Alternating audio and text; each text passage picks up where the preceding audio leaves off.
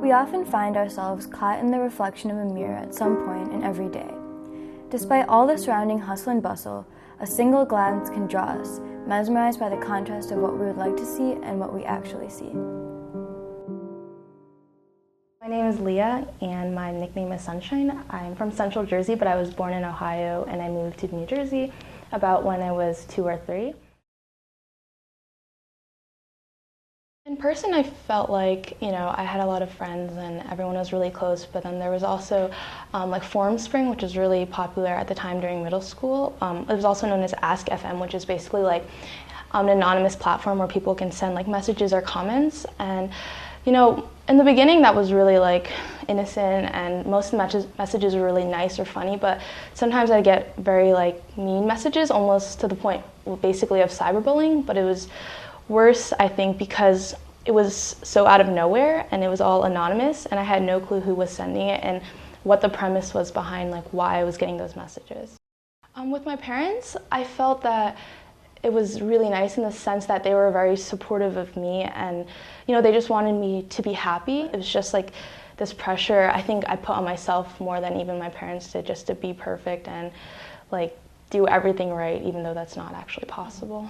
Going into high school, I definitely still had that really like negative like self-confidence issue like deep down, but I kind of like try to push it away and everything. But so adjusting to high school, like obviously it's there's a bigger workload, and it's like this new thing with new people and everything. It's like, oh, you're gonna eventually go to college and you need to do well on your grades and everything, because like it affects like where you end up. And I think I just put so much pressure on myself that a lot of times like I would definitely like break down and just like not be able to accept like failure or things that didn't go right.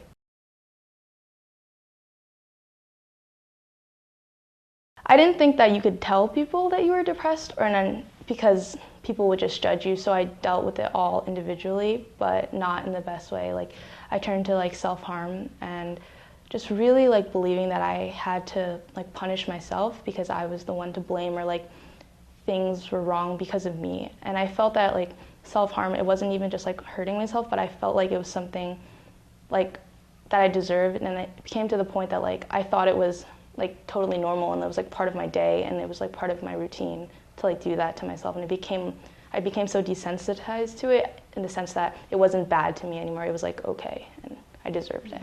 I felt like that was the worst depression I've ever had like in my whole life so far, and it was just really, really frustrating, because I think like for me like depression, like it's just not something you can control. So what was happening to me, like there were sad events that happened, so naturally people would be sad, but like I just couldn't control it, and I felt like there was just like this thing that was like taking over me, and I could not escape it, like, and it was my depression.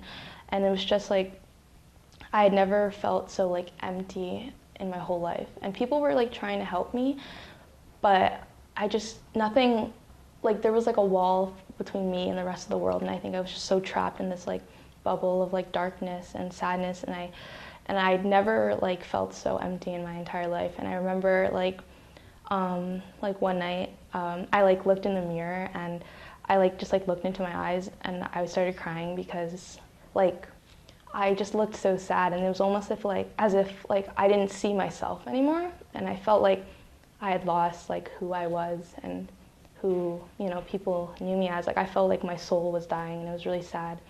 And during those weeks, like I'd written like suicide notes to my best friends and to even my family, and it was really sad because it was just like I kind of like convinced myself that I would die or something, like this would be the end. Like the suicide notes, like they felt like real to me, and like it was just really hard to like accept it all.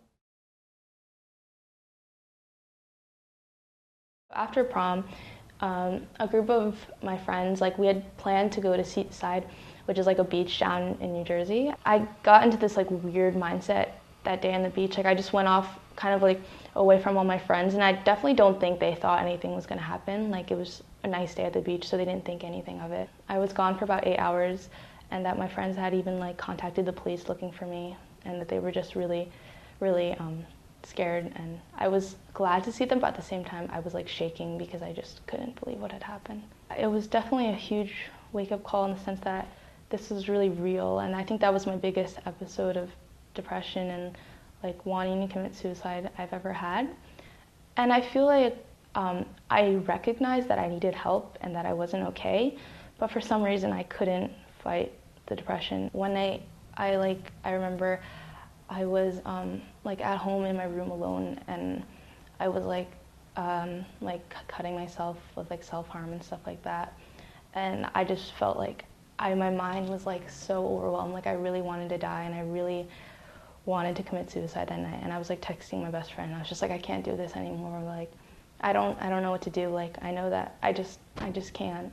And I ended up like emailing my guidance counselor, who I'd been like pretty close with all year since the depression started. And I was like, I kind of really need to see you tomorrow morning. It's like really urgent. And so I ended up going to see her the next morning, and I told her like it was just really bad, and it got to the point where I honestly didn't know what to do anymore. I felt like I couldn't control it at all, and that if something happened, like I would end up, like I could not be here within a few days because that's how bad it was.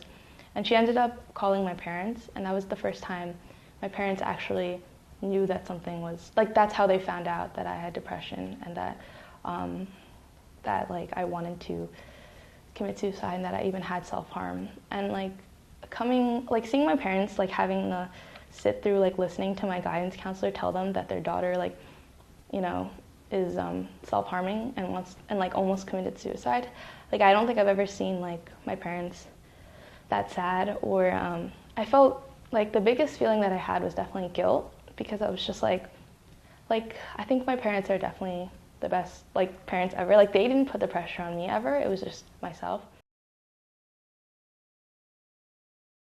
After the meeting with my guidance counselor and my parents, it was sort of mandatory that I get like actual help and go to like get a test done and see what was actually wrong with me. So I was put into an inpatient hospitalization program where, so the next day I went to this place called Gen Psych, which is like known for like mental health and stuff like that.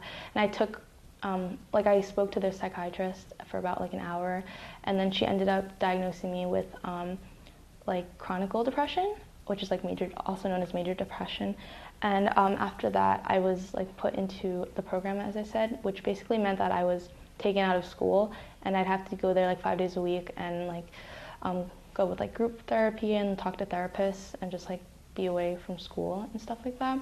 So one side of me, it was really weird to find out that I actually had depression and that this was something biological. And like I always knew that I couldn't control it, but I think to like just know that and like have someone tell you, like a doctor tell you like you have depression, I think it's like really hard to hear that. And as much as I needed to hear it, because like it affirmed like everything that was going on, at the same time I didn't know what to do, because it was almost scary in the sense that this is something I can't control in the future. So I know that like no matter what I do, it's still a part of me, since it's like a biological thing.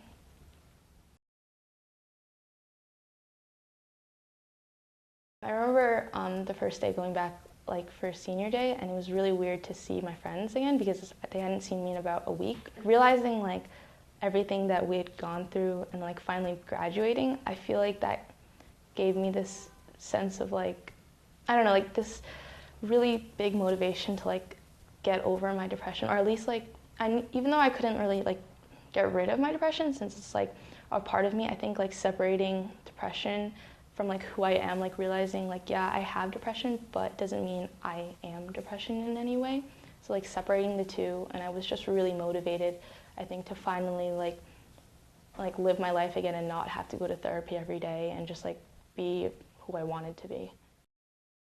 When I look in the mirror, I feel like happy because I'm like, this is, you know, I'm still here, and I think I kind of like tell myself that sometimes when it's like really stressful, like, you know, like you're still here, like you're okay, like, and I think it's kind of like crazy to think about everything that I went through and then imagine and like look back on it and see where I am today. And so like I can look in the mirror and I say that like you've come a long way, and I can see that like you're only gonna get better from here, and like life is only gonna get better, and just like if you keep like pushing through, then it'll be okay, and like you'll find the light and it'll be good.